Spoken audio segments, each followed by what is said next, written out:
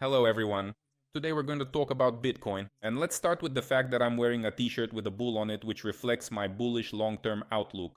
I hope the subscribers of the private channel won't be upset with me. After all, I do daily reviews there, while on YouTube it's only a couple of times a week. If I say that today we did an analysis in the private channel, and it showed that Bitcoin is aiming for the 114,200 to 115,200 range, provided that right now it's trading around $111,000. At the price of 111,300, I said that this isn't the best place to buy because there could be a pullback to around 110,500 or even $109,000, but overall it's still more in favor of a long position. So that's a little teaser, yeah.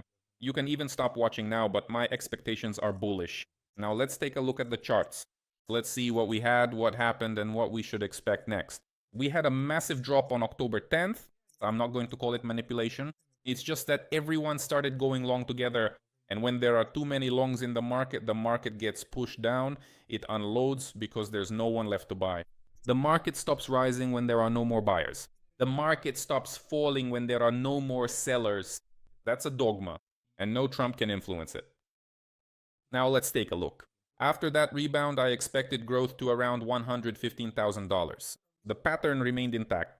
We reached that area, and after that I expected a return to this support level of $102,791. Why? Because we had an important trading zone here. Notice, as I've already shown, we went up, then had a flat correction, went up again, another flat correction, went up, then a deep correction, and once more a deep correction. And this level was the key one for us. Even on October 10th, we dropped down to it. And the fact that we didn't quite reach it, although as you can see I drew a circle here expecting the price to move to this level, suggests that maybe, just maybe, the market could continue to rise. But for now we're only talking about a local uptrend. Now let's remove all the drawings, they'll just get in the way at this point. What should we pay attention to? Bitcoin is stuck between moving averages. The 200 period, 200-day moving averages below, these are daily candles, and above are the 50-day and 100-day moving averages. What does this suggest? It suggests that, as I described in previous reviews, we might get stuck here for a while, moving sideways between the moving averages. Accordingly, the potential technical resistance levels for growth right now are as follows. 114,200, which is the 50-day moving average, and 115,200, which is the 100-day red moving average. That's all there is to it. A very simple analysis. Besides that, pay attention to this one. It's not a decisive candle. Why? Because it's red. I mean, it didn't set a new low. Nevertheless, this falling candle, which closed below the 200-day moving average, was engulfed by these 2 days of growth. And then the growth continued.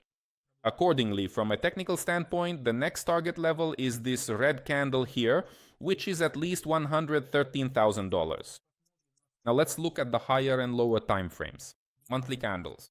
It's too early to look, there's still a long way to go until the end of the month, but such a candle is a candle of uncertainty. That is, if it has a relatively small body compared to the wicks, this is a candle that could develop either upward or downward. There's nothing more I can say. But this candle here, the August candle, yes, not September, August, it suggests that the market is still preparing for a decline. Also, the divergence that we see on the monthly candles, here you go, I've already shown it many times. Here is one high, well, here is one price high, the second, the third, and in turn the RSI highs are basically not increasing but decreasing. This indicates that the market is on the edge of a precipice. That's why I wouldn't invest globally here. Local trading, yes, within say daily or 4-hour candles, yes, it's possible to go long, but in the long term, I believe Bitcoin's prices will be lower. Weekly candles, let's look at them. On the weekly candles, pay attention, a bearish candle, another bearish candle. We formed a formal bearish reversal. The candle that set a new all-time high was engulfed after we also set a new all-time high with 2 weeks of decline. But there's a nuance. As usual, it's not that simple. The nuance is that this red week from August 25th was not engulfed. That is, not that it wasn't engulfed, but we didn't close below that week. In other words, we didn't have the lowest close in this entire range that started on July 7th with this green candle.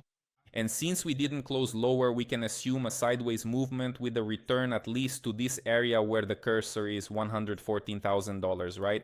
Here we had a drop that ended, and returning once again to the area of 114 on the weekly candles would be quite logical.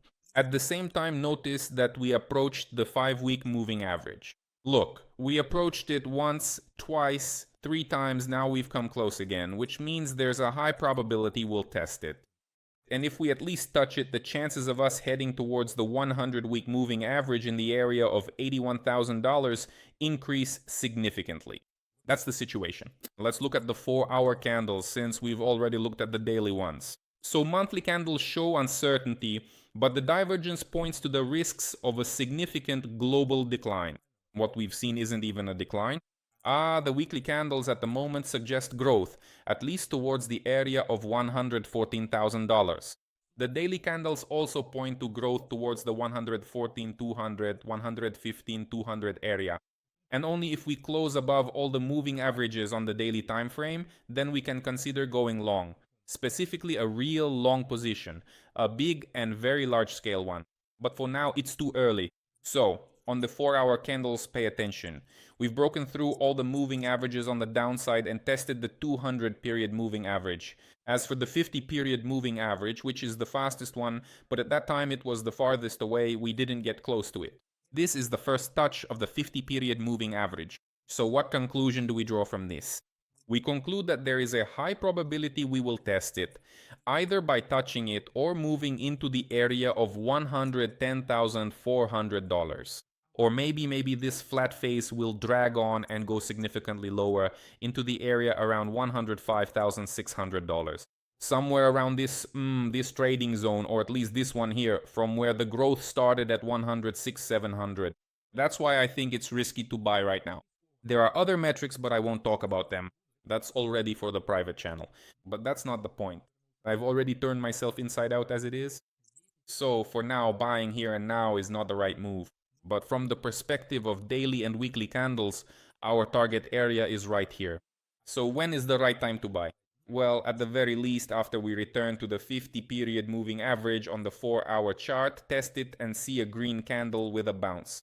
Yes, it might bounce there, maybe up to $112,000, even higher than the current values. But our target is 114, 115, 115 and a half. So you'll still have a margin of $3,000 to $4,000 for movement. Subscribe to the channel if you enjoy this kind of content.